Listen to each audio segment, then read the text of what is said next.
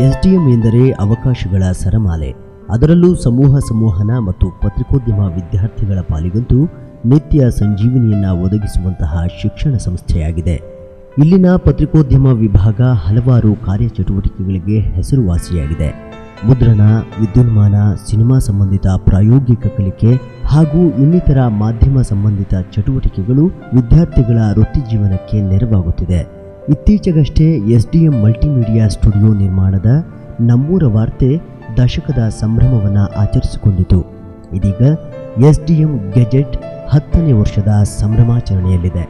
ಪತ್ರಿಕೋದ್ಯಮ ವಿಭಾಗದ ಮುಖ್ಯಸ್ಥರಾದ ಪ್ರೊಫೆಸರ್ ಭಾಸ್ಕರ್ ಹೆಗಡೆಯವರ ಆಶಯ ಹಾಗೂ ಉಪನ್ಯಾಸಕ ಡಾಕ್ಟರ್ ಹಂಪೇಶ್ ಕೆಎಸ್ ಅವರ ಕನಸಿನ ಕೂಸಾಗಿರುವ ಎಸ್ಡಿಎಂ ಗೆಜೆಟ್ ಪ್ರಾರಂಭವಾಗಿದ್ದು 2007-8ರ ಶೈಕ್ಷಣಿಕ ವರ್ಷದಲ್ಲಿ ವಿದ್ಯಾರ್ಥಿಗಳ ಪ್ರಾಯೋಗಿಕ ಕಲಿಕೆಗೆ ಅವಕಾಶ ಮಾಡಿಕೊಡುವ ಉದ್ದೇಶದಿಂದ ಈ ಪತ್ರಿಕೆ ಆರಂಭವಾಯಿತು.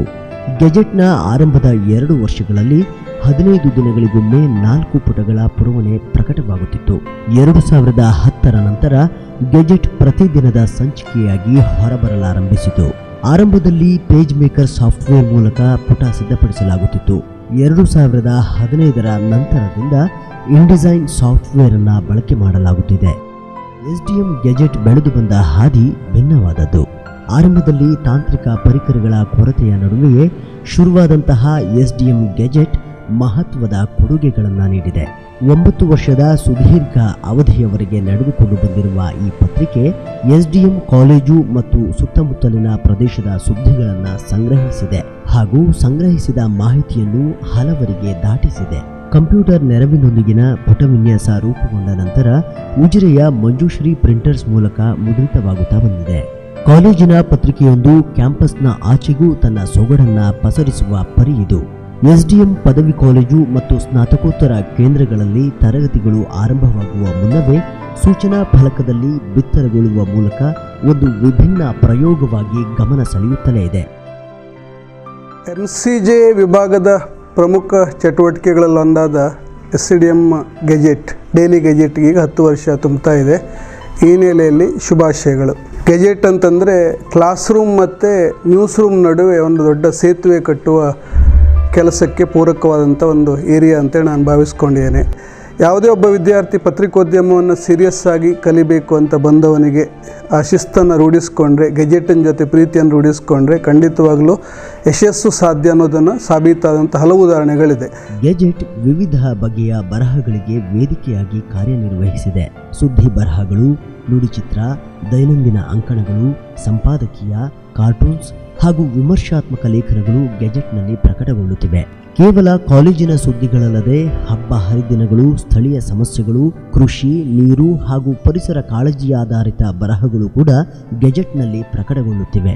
ಅಲ್ಲದೆ ರಾಜಕೀಯ ಏಳುಬೀಳುಗಳು, ಪುಸ್ತಕ, ಸಿನಿಮಾ ವಿಮರ್ಶೆ ಸೇರಿದಂತೆ 10 ಹಲವು ರೀತಿಯ ಬರಹಗಳಿಂದ ವಿಶೇಷ ಅನಿಸಿಕೊಂಡಿದೆ. 2010ರಿಂದ ಎಸ್ಡಿಎಂ ಗೆಜೆಟನ್ನು ಡೈಲಿ ವಾರದಲ್ಲಿ 6 ಡೇಸು ಕೂಡ ತರ್ತಾ ಇದ್ದಂಥದ್ದು. ಆ ಎಲ್ಲ ಎಕ್ಸ್ಪೆರಿಮೆಂಟ್ಸ್ಗಳು ಒಂದು ನ್ಯೂಸ್ ಪೇಪರಲ್ಲಿ ಏನು ಎಕ್ಸ್ಪೆರಿಮೆಂಟ್ಸನ್ನು ಮಾಡ್ಬೋದು ಅಂತ ಹೇಳಿ ಸ್ಟಾರ್ಟ್ ಮಾಡಿದ್ದೆ ನಾವು 2010ರಿಂದ. ಮೊದಲಿಗೆ ಇದರಲ್ಲಿ ಕಾಲಮ್ಸ್ಗಳನ್ನು ಬರೆಸ್ತಾ ಇದ್ವಿ, ಎಡಿಟೋರಿಯಲ್ಸ್ ಬರೀತಾ ಇದ್ರು, ಆಮೇಲೆ ನ್ಯೂಸ್ ರಿಪೋರ್ಟ್ಸ್ಗಳನ್ನು ಬರೀತಾ ಇದ್ರು, ಫೀಚರ್ಸ್ಗಳು ಬರೀತಿದ್ರು, ಬುಕ್ ರಿವ್ಯೂಸ್ಗಳನ್ನು ಬರೀತಾ ಇದ್ರು. ಆನಂತರ ಆ ಬುಕ್ಕು ಓದಿದಂಥ ಬುಕ್ಕುಗಳನ್ನು ಅವರೊಳಗಡೆ ಶೇರ್ ಮಾಡಿಕೊಂಡು ಅದನ್ನು ಓದುವಂತಹ ಅಭ್ಯಾಸವನ್ನು ಬೆಳೆಸ್ಕೊಳ್ತಾ ಇದ್ರು. ಸಮ್ಟೈಮ್ಸ್ ಇಂಗ್ಲೀಷಲ್ಲಿ ಬಂದಂಥ ರಿಪೋರ್ಟ್ಸ್ಗಳನ್ನು ಟ್ರಾನ್ಸ್ಲೇಷನನ್ನು ಮಾಡುತ್ತಾ ಆ ಟ್ರಾನ್ಸ್ಲೇಷನನ್ನು ಕೂಡ ಥ್ರೂ ದ ಪ್ರಾಕ್ಟೀಸನ್ನು ಮಾಡ್ತಾ ಇದ್ರು. ಒಂದು ಡೆಡ್ಲೈನು ಒಂದು ನ್ಯೂಸ್ ಪೇಪರಿಗೆ ಎಷ್ಟು ಇಂಪಾರ್ಟೆಂಟು ಅದೇ ರೀತಿಯಾಗಿ ಒಂದು ಎಸ್ಡಿಎಂ ಗೆಜೆಟ್ ಬೈ 6 o'clock ಒಳಗಡೆ ತರಬೇಕು ಅನ್ನುವಂತಹ ಒಂದು ವರ್ಕ್ ಟಾಸ್ಕನ್ನು ಅವ್ರಿಗೆ ಕೊಟ್ಟು ಆ ಡೇಟ್ ಒಳಗಡೆ, ಆ ಟೈಮಿಂಗ್ಸ್ ಒಳಗಡೆ ಅದು ಬರುವಂತಹ ತರುವಂಥ ಪ್ರಯತ್ನವನ್ನು ಮಾಡ್ತಾಯಿದ್ರು.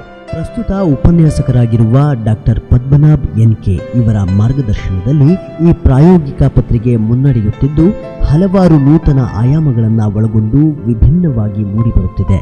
ಪತ್ರಿಕೋದ್ಯಮ ವಿದ್ಯಾರ್ಥಿಗಳನ್ನು ಕೆಲವು ಗುಂಪುಗಳಾಗಿ ವಿಂಗಡಿಸಿ ಗೆಜೆಟ್ಗಾಗಿ ವಿವಿಧ ಮೂಲಗಳಿಂದ ಸುದ್ದಿಯನ್ನು ಸಂಗ್ರಹಿಸಿ ತರಲು ಅವಕಾಶ ಕಲ್ಪಿಸಲಾಗಿದೆ. ನಂತರ ಸಂಗ್ರಹಿಸಿದ ವರದಿಯನ್ನು ಗುಂಪಿನ ಸದಸ್ಯರು ಹಂಚಿಕೊಂಡು ಬರೆಯುವ ಮೂಲಕ ಒಟ್ಟಾಗಿ ಕಾರ್ಯನಿರ್ವಹಿಸುತ್ತಾರೆ.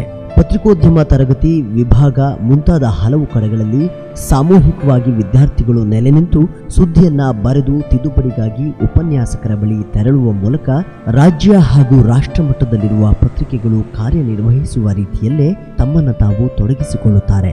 ನಂತರದಲ್ಲಿ ಪುಟ ವಿನ್ಯಾಸವನ್ನ ನಿಗದಿತ ಸಮಯದಲ್ಲಿ ಸಿದ್ಧಪಡಿಸಿ ಸೂಚನಾ ಫಲಕದಲ್ಲಿ ಪ್ರಕಟಿಸಲಾಗುತ್ತದೆ. ಈ ಪ್ರಾಯೋಗಿಕ ಪತ್ರಿಕೆ ಕಾಲೇಜಿನಾದ್ಯಂತ ತನ್ನದೇ ಆದ ಓದುಗ ಬಳಗವನ್ನು ಕೂಡ ಗಳಿಸಿದೆ. STM ಗೆಜೆಟ್ ಒಂದು ವಿನೂತನವಾದ ಪ್ರಯೋಗ. ಪತ್ರಿಕೋದ್ಯಮ ಮತ್ತು ಸಮೂಹ ಸಂವಹನ ವಿದ್ಯಾರ್ಥಿಗಳು ಓದುವ ಕಾಲಕ್ಕೆ ಬರೆಯುವುದನ್ನು ಕಲಿಯುವಂಥ ಒಂದು ಮಹತ್ವದ ವೇದಿಕೆ ಅಂತ ಅನಿಸುತ್ತೆ. ಈ ಥರದ ಒಂದು ಪರಿಕಲ್ಪನೆಯೊಂದಿಗೆ ಈಗ SDM ಗೆಜೆಟ್ ಭಿನ್ನವಾದ ಹೆಜ್ಜೆಗಳನ್ನು ಇರಿಸ್ತಾ ಇದೆ. ಈ ಭಿನ್ನವಾದ ಹೆಜ್ಜೆಗಳೊಂದಿಗೆ ಗುರುತಿಸಿಕೊಂಡಂಥ ವಿದ್ಯಾರ್ಥಿಗಳು ನಾಳೆ ವೃತ್ತಿಪರ ಬದುಕನ್ನು ಪ್ರವೇಶ ಮಾಡಿದಾಗ ಭಿನ್ನವಾಗಿ ಗುರುತಿಸಿಕೊಳ್ಳುವಂಥ ಆತ್ಮವಿಶ್ವಾಸ ಸಾಧ್ಯವಾಗ್ತಾ ಇದೆ. SDM ಗೆಜೆಟ್ ಪ್ರತಿಯೊಬ್ಬ ವಿದ್ಯಾರ್ಥಿಯ ಬದುಕಿನೊಳಗೆ ಒಂದು ಮಹತ್ವದ ಕೊಡುಗೆಯನ್ನು ನೀಡ್ತಾ ಇದೆ. ಈ SDM ಗೆಜೆಟ್ನ ಜೊತೆಗೆ ಗುರುತಿಸಿಕೊಂಡಂಥ ಯುವ ಪ್ರತಿಭೆಗಳು ಪತ್ರಿಕಾರಂಗ ಮತ್ತು ದೃಶ್ಯ ಮಾಧ್ಯಮದಲ್ಲಿ ತಮ್ಮದೇ ಆದ ಹೆಗ್ಗುರುತುಗಳನ್ನು ಮೂಡಿಸೋದಕ್ಕೆ ಸಾಧ್ಯವಾಗ್ತಾ ಇದೆ. ದಿನ ಬೆಳಗಾದರೆ ಪ್ರಪಂಚದ ಸುದ್ದಿಗಳನ್ನು ತಿಳಿದುಕೊಳ್ಳಲು ದಿನಪತ್ರಿಕೆಗಾಗಿ ಕಾಯುವ ಜನ ಕಾಲೇಜಿನ ಸುದ್ದಿಗಳನ್ನು ತಿಳಿಯಲು SDM ಗೆಜೆಟ್ಗಾಗಿ ಕಾಯುತ್ತಾರೆ. 2008ನೇ ಇಸವಿಯಲ್ಲಿ SDM ಕಾಲೇಜಲ್ಲಿ MCJ ಡಿಪಾರ್ಟ್ಮೆಂಟ್ ಸ್ಟಾರ್ಟ್ ಆಯಿತು. ಆವಾಗ ನಮ್ಮ ಸೀನಿಯರ್ಸು, ನಾನು ಸೆಕೆಂಡ್ ಬ್ಯಾಚಲ್ಲಿದ್ದೆ, ಫಸ್ಟ್ ಇಯರ್ ಬ್ಯಾಚ್ನವರು SDM ಗೆಜೆಟ್ ಅನ್ನೋಂಥದ್ದನ್ನು ಸ್ಟಾರ್ಟ್ ಮಾಡಿದರು. ಅವರು 4 ಪೇಜು ಮಾಡ್ತಾಯಿದ್ರು. ಅದರಲ್ಲಿ ಪ್ರತಿ ವಾರಕ್ಕೊಮ್ಮೆ ಮಾತ್ರ ಅವರು ಗೆಜೆಟನ್ನು ತರ್ತಾಯಿದ್ರು. ನಮ್ಮ ಬ್ಯಾಚು ಸೆಕೆಂಡ್ ಇಯರ್ಗೆ ಬಂದಾಗ SDM ಗೆಜೆಟ್ ಅನ್ನೋಂಥದ್ದು ಡೈಲಿಯಾಗಿ ಸ್ಟಾರ್ಟ್ ಆಯಿತು. ಪ್ರತಿದಿನ SDM ಗೆಜೆಟನ್ನು ನಾವು ಪೇಜ್ ಡಿಸೈನನ್ನು ಮಾಡಿ ಸಂಜೆ ನೋಟಿಸ್ ಬೋರ್ಡಿಗೆ ಹಾಕಿಯೇ ಹೋಗ್ತಾ ಇದ್ವಿ. SDM ಗೆಜೆಟ್ ನಮಗೆ ಒಂದು ಪ್ರಿಂಟ್ ಮೀಡಿಯಾಕ್ಕೆ ಹೋಗೋವರಿಗೆ ಒಂದು ದಾರಿದೀಪ ಇದ್ದ ಹಾಗೆ. ಯಾಕಂದರೆ ನಮ್ಮ ಸ್ಟೂಡೆಂಟ್ ಲೈಫಲ್ಲಿ ನಾವು 2 ವರ್ಷಗಳ ಕಾಲ SDM ಗೆಜೆಟಲ್ಲಿ ಒಂದು ರಿಪೋರ್ಟ್ ಮಾಡೋದ್ರಿಂದ ಹಿಡಿದು ಪೇಜ್ ಡಿಸೈನ್ ಮಾಡೋದ್ರವರೆಗೂ ಒಂದು ಸಿಸ್ಟಮ್ಯಾಟಿಕ್ ವರ್ಕನ್ನು ಮಾಡ್ತಾ ಬಂದಿದ್ವಿ. ಸೊ ಅದರಿಂದಾಗಿ ಇವತ್ತು ನಮಗೆ ಒಂದು ಪ್ರಿಂಟ್ ಮೀಡಿಯಾಕ್ಕೆ ಪೇಜ್ ಡಿಸೈನ್, ರಿಪೋರ್ಟಿಂಗ್ ಮಾಡೋ ಸ್ಕಿಲ್ ಇರ್ಬೋದು, ಬರವಣಿಗೆಯ ಸ್ಕಿಲ್ ಇರ್ಬೋದು, ಅದು ಎಷ್ಟು ಇಂಪಾರ್ಟೆಂಟ್ ಅನ್ನೋದು SDM ಗೆಜೆಟಲ್ಲಿ ತಮ್ಮನ್ನು ತಾವು ತೊಡಗಿಸ್ಕೊಂಡವರಿಗೆ ಗೊತ್ತಾಗುತ್ತೆ. ಪ್ರತಿ ಸಲ ಕೂಡ ನಾವು ಸುದ್ದಿಯನ್ನು ಹೇಗೆ ಮಾಡಬೇಕು ಅನ್ನೋದನ್ನು ಪುಸ್ತಕದಲ್ಲಿ ಓದ್ತೀವಿ, what is reporting, 5Ws 1H ಅಂತ.